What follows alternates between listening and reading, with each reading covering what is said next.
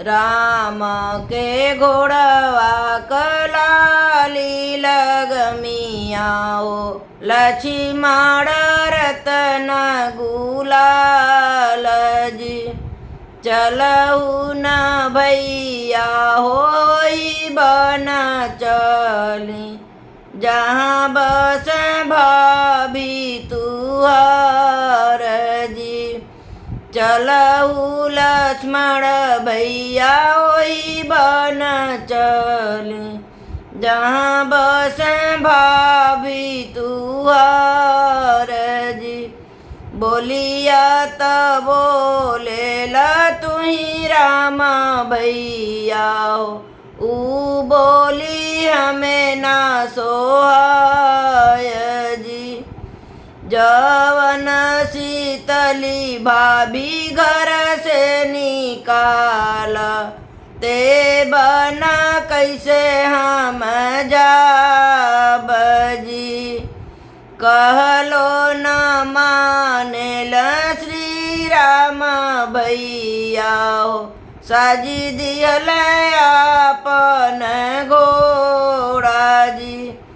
एक बने गईल दूसरे बने गईल हो तीसरे में रूख बेरूख जी।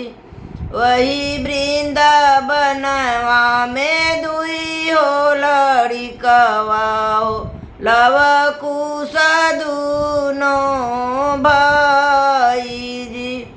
जारी पोछी राम जंग बैठावेला लिहल हृदय से लगाई जी।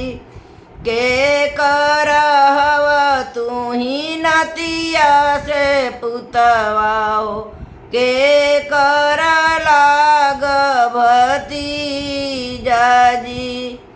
पिता के अपने तू नमवा बताव हो कवने मायरिया के पूत जी। राजा दशरथ जी के नतिया से पोता हो चाचा लक्ष्मण लागी भतीजा जी। पापी पिताजी के नमो न जानिले माता शीतली रानी कपूत जी। एतनी बचन जब सुनला लक्ष्मण भैया अखिया से ढूरे लागे नीर जी।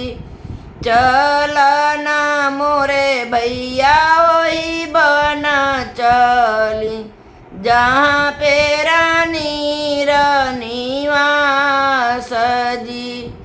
भीतरी नाली पे सीता बाहरी नाली पे कैसी खोली करे स्नान जी। पीछवा उलटी जब चितवे शीतली रानी राम लखन दूनो भाई ठाड़ जी।